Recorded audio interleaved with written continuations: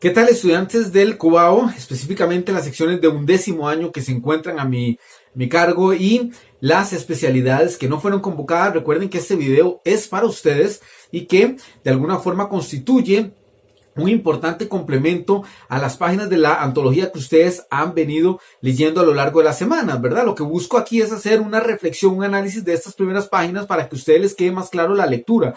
Lo que se trata de señalar en el análisis que hace el historiador David Díaz, una lectura de David Díaz, historiador costarricense, y catedrático de la Universidad de Costa Rica. Vamos a hacer un análisis entonces de esta segunda parte de la lectura. Les decía en el video anterior que a partir de 1821 pues surgen una serie de cambios importantes en Costa Rica. De 1821 a 1870, que es el periodo en estudio, surgen una serie de cambios sumamente relevantes que van a marcar una pauta en el desarrollo político, social y económico de nuestro país, ¿no?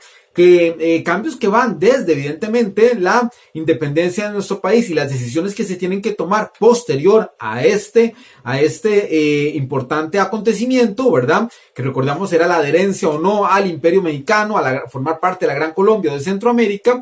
Y no solo eso, sino cómo todo ello, este clima tan convulso, pues va a repercutir en la guerra de las lagunas de Chomoco, ¿verdad? Como bien lo señala la lectura de David Díaz. Y no solo eso, sino que también es un periodo convulso desde el punto de vista de los localismos que se habían formado en Costa Rica y que ciertamente no le hacían nada de bien a el proyecto político que estaban tratando de consolidar las élites gobernantes. De forma tal que ha sido un periodo convulso, ¿verdad? Posteriormente, con la llegada de Braulio Carrillo Colina al poder, pues se van a sentar las bases desde el punto de vista de la estaticidad y también las bases jurídicas para el desarrollo de nuestro país, porque nacen todos los códigos y demás, y de alguna forma también el impacto que tiene Braulio Carrillo en el desarrollo económico de este país va a ser clave, va a ser realmente clave por ese impulso que le va a dar a la actividad cafetalera, ¿verdad? Ese impulso que ciertamente va ya a consolidarse a partir de 1840, ya cuando la actividad cafetalera se convierte en nuestro principal fuente de recursos, ¿verdad? Económicos y nuestra vinculación con el mercado internacional. Entonces, don Braulio Carrillo va a ser clave en la historia nacional, ciertamente.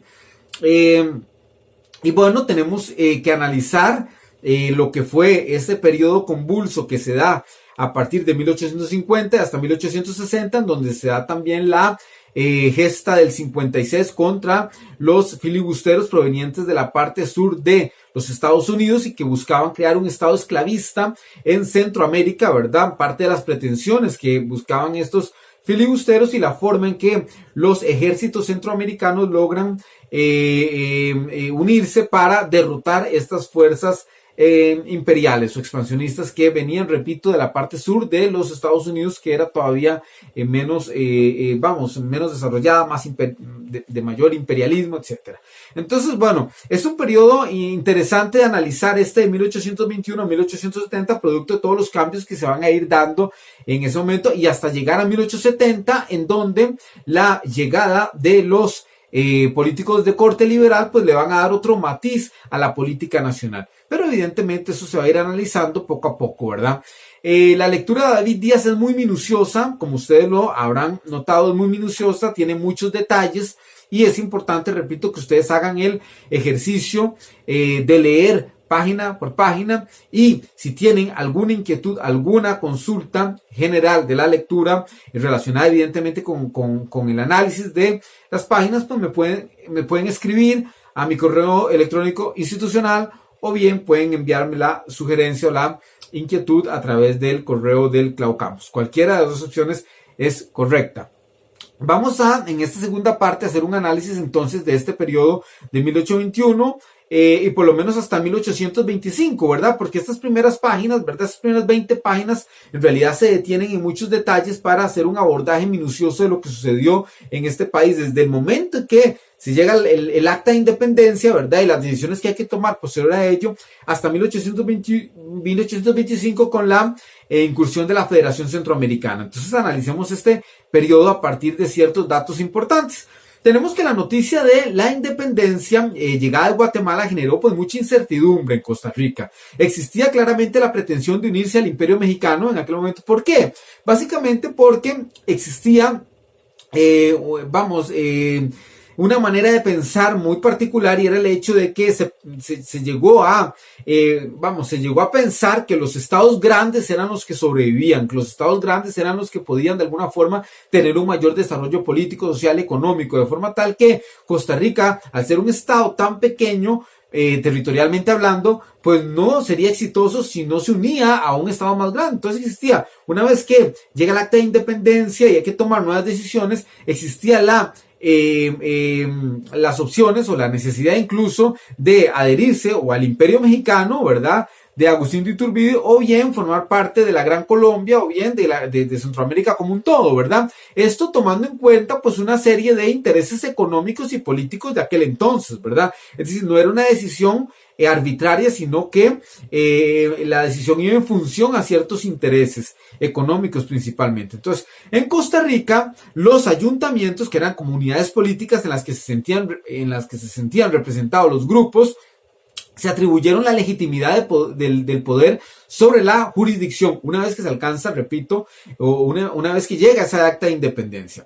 Juan Manuel Cañas, el último gobernador colonial que ejerció ese oficio en Costa Rica, intentó sostener a Cartago en la cima de la pirámide institucional al interior de la provincia recién emancipada. Su estrategia básicamente radicó en convencer, después del 13 de octubre de 1821, a los distintos ayuntamientos al interior de la provincia para que en un solo coro se ajustaran a lo que se había hecho, en León, ¿verdad? Que era jurar la independencia de Guatemala y condicionalmente de España hasta que se aclararan los nublados del día, ¿verdad? Es decir, hasta que de alguna forma se analizara la situación con cuidado, ver lo que estaba haciendo el resto de países de estados del Istmo Centroamericano, y a partir de ahí tomar una decisión consensuada. Se establece así una junta de delegados. Básicamente los miembros de la junta de delegados de los pueblos respondían directamente a las órdenes de los ayuntamientos, ¿no?, que representaban. Es decir, la junta de delegados, ¿verdad?, básicamente lo que buscaba era representar a ciertos ayuntamientos. Por tanto, basada en esta idea, la Junta se declaró instalada en calidad de gobierno provisional de la provincia y con vista de la renuncia presentada por el coronel Cañas la aceptó, asumiendo todas las funciones civiles y militares que esto le ejercía, ¿verdad?, esta junta de delegados. Es así, muchachos, como a partir de esa junta de delegados pues nace lo que sería nuestra primera constitución política, nuestra primera carta magna, ¿verdad?, nuestro primer ordenamiento jurídico, ¿verdad? Es el primer documento que sienta las bases de la legislación costarricense, ¿verdad?, en un momento muy temprano, ¿verdad? Estamos hablando, muchachos, de 1821, del 1 de diciembre de 1821. Entonces, a partir de aquí se establece una Junta Superior Gubernativa. A partir de esta constituyente nace una Junta Superior Gubernativa que ejercía de gobierno provisional hasta que se emitiese la Constitución del Estado a la cual se iba a pertenecer, ¿verdad? Existía, repito, la idea de adherirse a un Estado más grande, pues se tenía la visión que únicamente los Estados grandes sobrevivían. Entonces, era anexarse a algún Estado. Por supuesto, existían grupos que estaban en contra de dicha adherencia, ¿verdad? Y que apelaban pues al surgimiento de una república independiente, libre y soberana. Y eso pues evidentemente generaba pugnas a lo interno del territorio nacional. Pugnas entre los diferentes poblados, entre los diferentes grupos o sectores sociales. ¿Cuáles eran las opciones para los pueblos de Costa Rica? Bueno, básicamente eran tres. Anexarse al Imperio Mexicano, cosa que ya había sido jurada por Cartago y por Heredia. Unirse a la Gran Colombia, ¿verdad?, que era básicamente el plan propuesto por Tres Ríos, pero también promovido en 1823 por algunos miembros republicanos de San José y Cartago, o bien conformarse con Centroamérica, lo que ya proponía con un guiño de ojo el acta de independencia del 15 de septiembre. y de esta forma, pues la actitud de uno y de otro bando pues no estaba disociada de los intereses económicos, es decir, cada una de estas tres opciones estaba claramente relacionada o iba en función a ciertos intereses económicos y políticos de los diferentes grupos. Los imperialistas seducidos por la idea de anexarse al imperio americano, ¿verdad? Se les conocía con el nombre de imperialistas porque buscaban anexarse a un nuevo imperio.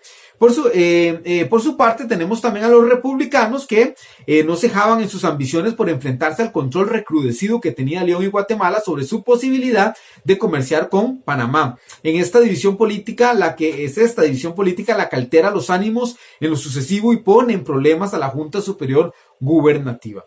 Finalmente, la división se decidía por las armas y enfrentaba fundamentalmente a los espacios que habían estado haciendo política hasta ese momento, que era básicamente Cartago, San José y Alajuela. Recordemos que la Costa Rica post-independencia es una Costa Rica vallecentralista, ¿verdad? Es una Costa Rica muy vallecentralista, en donde los poblados de Cartago, San José y Alajuela, pues ciertamente eran los que tenían mayor injerencia, ¿verdad? Tenían mayor injerencia. Entonces, bueno,